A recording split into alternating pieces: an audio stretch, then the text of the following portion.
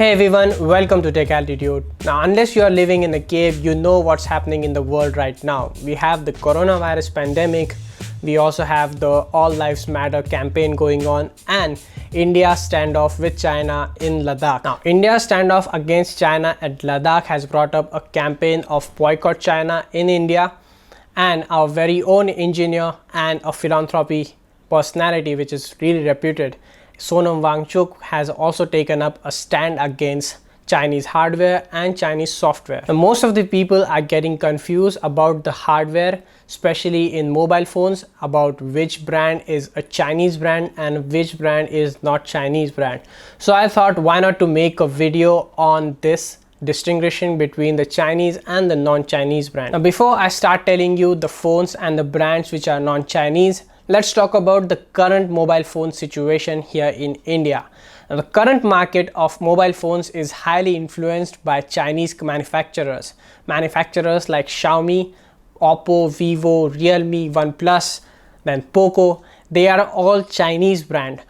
Their headquarters is in China and they operate their brand from China itself. Their funding and operations is from China. But these all phones or these all brands manufacture, or should I say assemble, their phones here in Bangalore.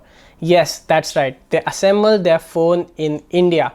They bring out components for phones such as batteries, displays and processors from China, Taiwan, South Korea and many more countries such as this. That means these companies give employment to our people, they pay taxes here, and they also support our economy in kind of way. As of today, there's no phone which is completely developed in India, manufactured and assembled in India. We have to rely on other countries for components. Take up Samsung for example, a tech giant from South Korea. 2 years ago, they opened up the world's biggest manufacturing unit here in India. It's in Noida. They bring in components such as the processor, the Exynos processors that they make in-house. Then we have the storage, camera sensors, batteries from South Korea, and they assemble all of this in Noida here in India. But there are a lot more things in the mobile phones beside all this. There are such as microphones, speakers, then there's the audio jack, or there's also the port, the USB Type-C port or the micro USB port. They all come from other different countries such as China or Taiwan.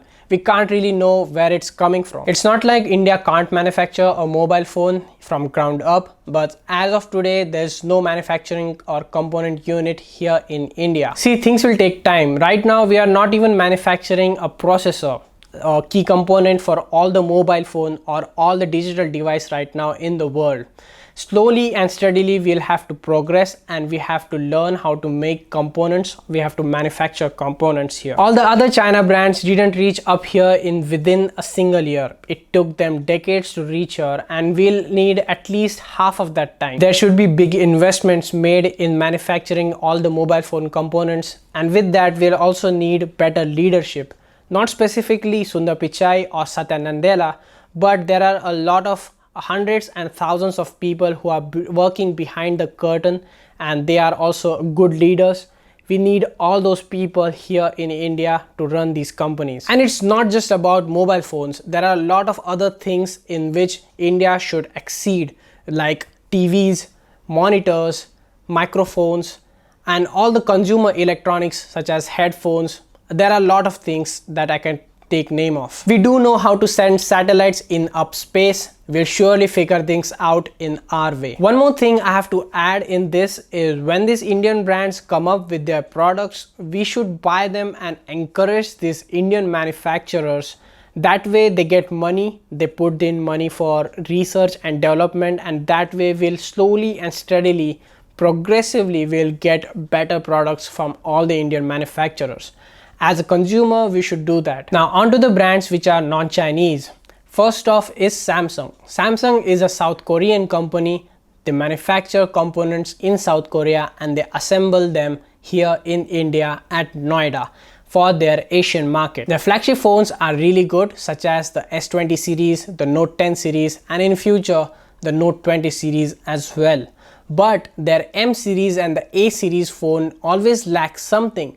it's almost something. Maybe it's the processor, it's the display with respect to the Chinese competitors. The second phone is Asus. Asus is a Taiwanese company. They assemble all their phones in Taiwan. They have some good lineup of phones such as the Asus 5Z and a lot more in that, but their software is really terrible, which makes them a deal breaker. The third brand is Sony, which assembles all their phones in Japan. Sony is trying to make a comeback in the mobile phone industry. They have recently launched a flagship mobile phone called the Sony Xperia 1 Mark II, but the phone is really expensive for the features it offers. The fourth brand is Apple. As if you don't know, Apple is a company from United States of America. They manufacture all their phones from Foxconn. Foxconn being a Taiwanese company, they have a big plant in China where they assemble all the flagship iPhones. But Foxconn also has an assembly unit here in India. It's in the Bangalore.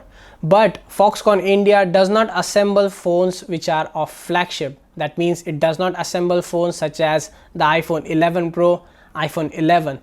Rather than that, they assemble the older phones such as the iPhone XR or the recently launched iPhone SE. Now, other than these brands, there are also Panasonic, Eyeball, Lava, but these brands are nowhere to recommend because they are really poor against the competitors. Now, without Chinese manufacturers, there are really very few brands which are really good to recommend right now. As of today, while I'm recording this video, Xiaomi has just announced their Xiaomi notebook, which is a 14-inch laptop. And let me tell you, the price is really bargain. I mean, it is going to eat up the competition of other Chinese brands such as Lenovo and other big manufacturers, laptop manufacturers such as HP, Dell. And if things go this way every time, then maybe it's going to take more than a year to replace the hardware. Alright, that's been it. That's all for today's video. Sony has just announced the PlayStation 5 and I'm about to go check it out. Obviously on the internet. I'll keep you updated about the PlayStation 5. As always, do check out my other videos. Thank you for watching and I'll see you guys in the next one.